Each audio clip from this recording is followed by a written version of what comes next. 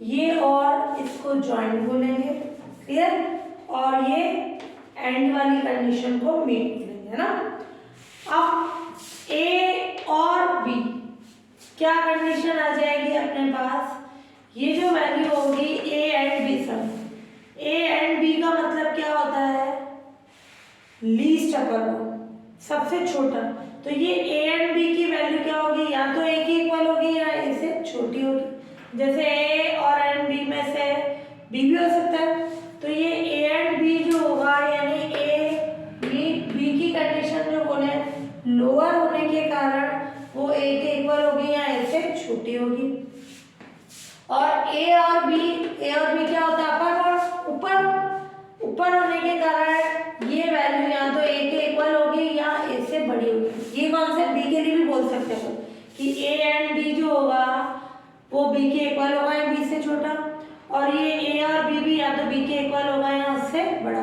तो हमेशा और की कंडीशन जो होगी इन दोनों नंबर के या तो इक्वल होगी या उससे बड़ी, और ये मीट की कंडीशन जो होगी लोअर होने के कारण या तो ए के इक्वल या उससे छोटी।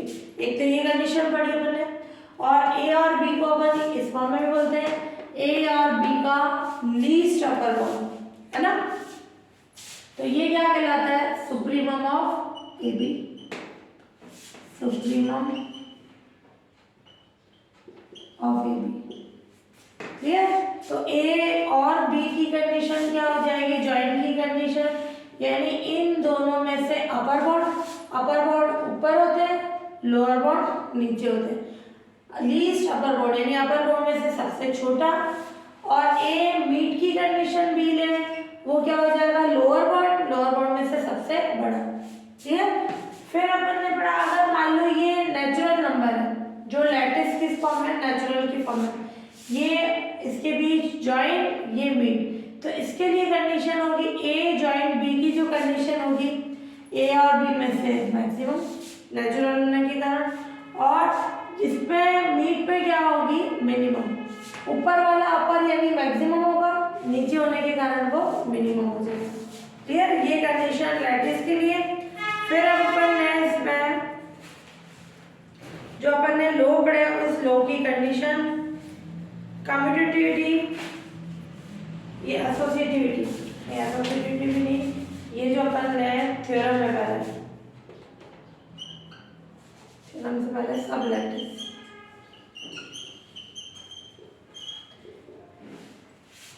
जैसे अपन ग्रुप में पढ़ते हैं सब ग्रुप, है ना, तो यहाँ सब लैटिस, तो ये जो है सब लैटिस का मतलब लैटिस का सबका अलग सबसेट होना चाहिए, वो सबसेट भी क्या होना चाहिए, लैटिस के ऑपरेशन के लिए खुद भी लैटिस होना चाहिए।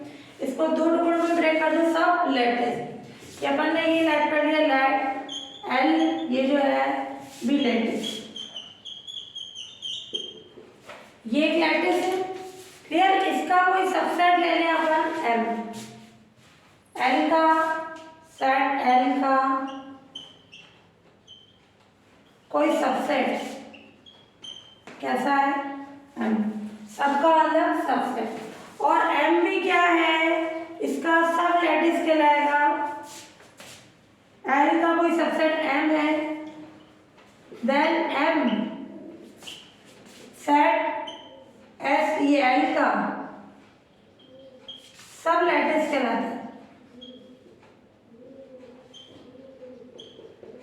इफ एम एल के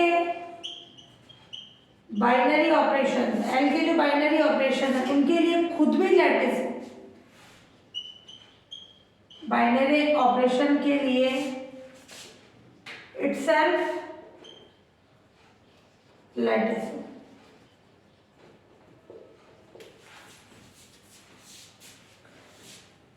ना।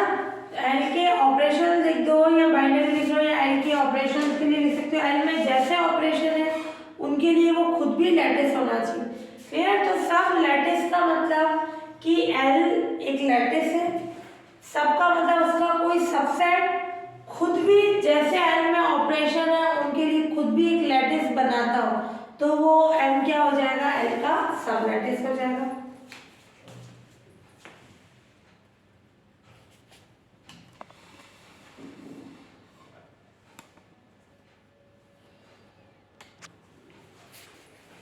Lattice L less than equal के कोई भी दो एलिमेंट्स ABCD के लिए, है ना, किन्हीं भी टू एलिमेंट के किन्हीं एलिमेंट्स के लिए ABCD के लिए ये बोल रहा है कि अगर A less than equal B हो, C less than equal D हो, तो अपने को प्रूफ करना है कि A join C less than equal होता है B जॉइंट D के, और A में meet C less than equal होगा B मीट D के। अब ये कंडीशन दे रखी है, ये गिवन है, A less than equal B and C less than equal D, ये कंडीशन। अब अपन बताएं A और C की कंडीशन या B और D की कंडीशन।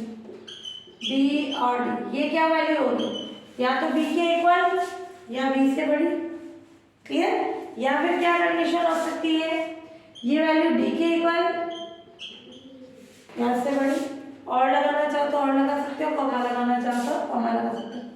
जब B और D का अपन जॉइंट ले रहे हैं, जॉइंट का मतलब अपर ऊपर, तो ये वैल्यू या तो B के इक्वल होगी या B से बड़ी होगी जॉइंट के कारण, ये वैल्यू D के इक्वल होगी या D से बड़ी होगी। अब अपन देखिए by relation first and second. A less than equal B, B less than equal B और D, क्लियर, ऐसे C less than equal D और ये less than equal B join D के। ये L लैटिस है, लैटिस का मतलब partial order relation, यानी ट्रांजिटिव कंडीशन सेटिस्फाई होती है। ट्रांजिटिव यानी ये इसके लेस देन इक्वल है, ये इसके लेस देन इक्वल है, तो ये भी क्या होगा, इसके लेस देन इक्वल, तो क्या हो जाएगी condition, A less than equal ये, ऐसे ही C लेस देन इक्वल ये कंडीशन, क्यों, क्योंकि L प्लस ये L less than equal is lattice, so by transitivity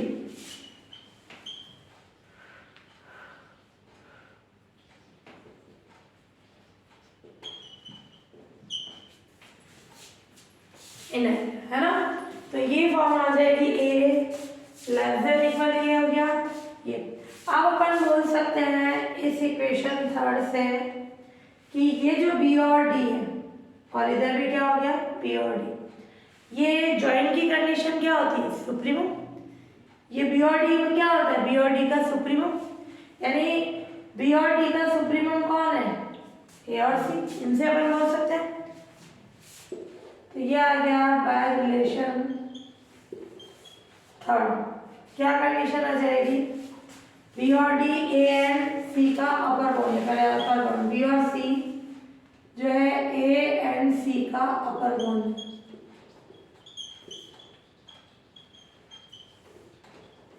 ये ध्यान से समझना, और ये जो है A और C जो है A और C का सुप्रीमम है, ध्यान से देखना। अपन बोल रहे हैं ये एलिमेंट इसके इक्वल है, इससे बड़ा है, अगर ये A और C किसके एलिमेंट है, L के, अपर बाउंड की ये भी डेफिनेशन होती है, ये एलिमेंट किसी नंबर के इक्वल है या छोटे हैं तो वो अपर बाउंड होता है। जैसे सिंपल सा बात समझना, जैसे 1 2 है L, मैं बोलूँ ये 1 लेस देन इक्वल टू, सही है कंडीशन, 1 2, तो इस सेट के सारे एलिमेंट किसी नंबर के इक्वल हैं या छोटे हैं तो ये नंबर कहलाता है अपर बाउंड।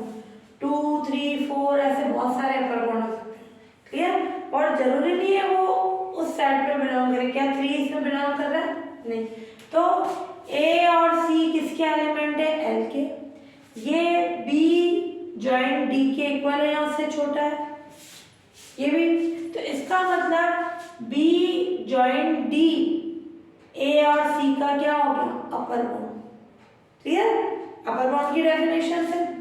और फिर अपन बोल रहे हैं A और C, A और C क्या होता है, A और C का सुप्रीमम, सुप्रीमम क्या होता है, लीस्ट अपर बॉन्ड। सुप्रीमम का मतलब क्या होता है? लीस्ट अपर बॉन्ड, यानी अपर बॉन्ड में से सबसे छोटा। वो खुद भी अपर बॉन्ड नहीं होता है सुप्रीमम, पर अपर बॉन्ड में से सबसे छोटा। तो ये ए और सी क्या है? ए और सी का सुप्रीमम है। और बी और सी क्या है? ए और सी का अपर बॉन्ड है। तो इन दोनों का आपस में क्या रिलेशन होगा? ये सुप्रीमम, ये अपर बॉन्ड। सुप्रीमम क्या होता है? सबसे छोटा अपर बॉन्ड। तो क्या हो जाएगी condition? By fourth and fifth relation B और ये ए और C less than equal B और सी, बी और डी इस पर, ना डी ए, इधर डी था, बी और डी, बी और डी है। हो गया आपको समझ में आई कंडीशन? जैसे ये हो गए ना 2 3 4, ये सारे क्या हो गए? अपर बॉन्ड्स। और इनमें से सबसे छोटा अपर बॉन्ड क्या हो गया? लीस्ट अपर बॉन्ड। तो वो कहलाता है सुप्रीमम। तो अपन बोल रहे हैं कि ए लेस देन इक्वल है बी और डी के, सी लेस देन इक्वल है, तो एल के एलिमेंट बी और डी के इक्वल है, उससे छोटे, तो बी और डी उसका क्या हो गया? अपर बॉन्ड। फिर किसका अपर बॉन्ड हुआ? ए और सी का। और ए और सी का सुप्रीमम कौन होता है? ये नोटेशन अपन ने पढ़ा, सुप्रीमम का मतलब ये ए और सी के सुप्रीमम को ये लिखते हैं। सुप्रीमम होता है सबसे छोटा अपर बॉन्ड, यानी इन दोनों का आपस में क्या रिलेशन होगा? ए और C less than equal B और डी। ये कंडीशन अपने प्रूफ हो गई। ऐसे ही अपन क्या प्रूफ करेंगे एंड के लिए? एंड में उल्टा हो जाएगा।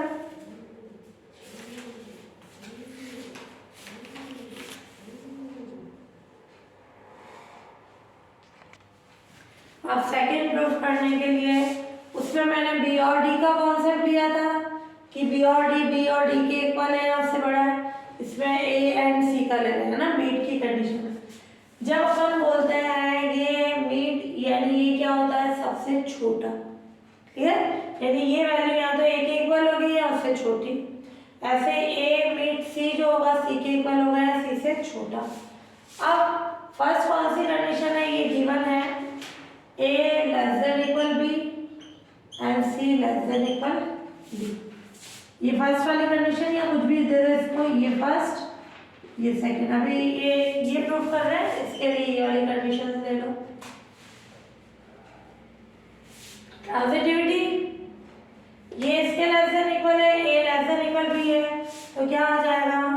ए ये ले लो by relation first and second, A and C less than equal है, ये less than equal B. Transitivity से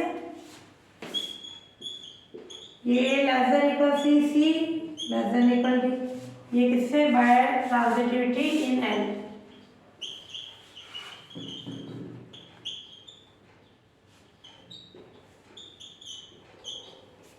क्लियर? तो क्या आ जाएगी कंडीशन?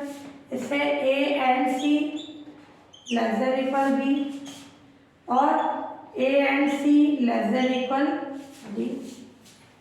तो ये जो मीट है एंड है, ये क्या कहलाता है? इंफिमम। क्लियर? Lower bond. तो अपन बोल सकते हैं कि ये जो कंडीशन है A and C less than equal B है और ये and C less than equal D है, तो इसका मतलब ए एंड सी क्या है? बी और डी का लोअर बॉन्ड है। जैसे मैंने एग्जांपल ये 1 2 वाला लिया था, ये मैं ले लूं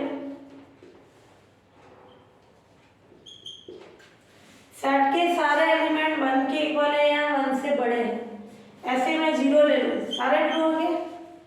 1 0 -1 -2 सारे लोअर बॉन्ड होंगे। लोअर बॉन्ड में से सबसे बड़ा वो इंफिनिटी होगा। क्लियर? तो यहाँ क्या आ गई कंडीशन? इसका मतलब ए एंड सी क्या है? बी एंड डी का लोअर बॉन्ड।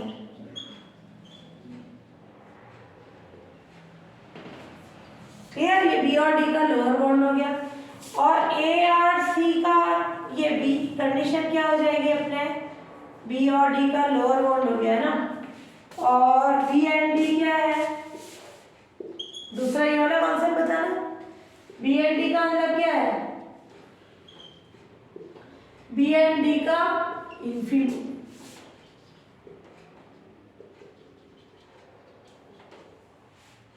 है ना। बी और डी का इसका मतलब क्या है? ये इन्फिमम, और ये बी और डी का क्या हो गया? Lower bound. लोअर बाउंड में से सबसे बड़ा जो होता है वो इन्फिमम, यानी इसका और इसका अपन कॉन्सेप्ट देखें तो कौन बड़ा होगा? इन्फिमम। तो ये क्या आ जाएगी कंडीशन? ये थर्ड, ये fourth, by relation third and fourth क्या होगी कंडीशन कि बी लेस देन डी, ये A less than C less than equal B less than D, क्योंकि ये लोअर बाउंड है, ये भी लोअर बाउंड है, पर लोअर बाउंड में से सबसे बड़ा, ग्रेटेस्ट, तो इस कारण से ये कंडीशन आई। Yes, good.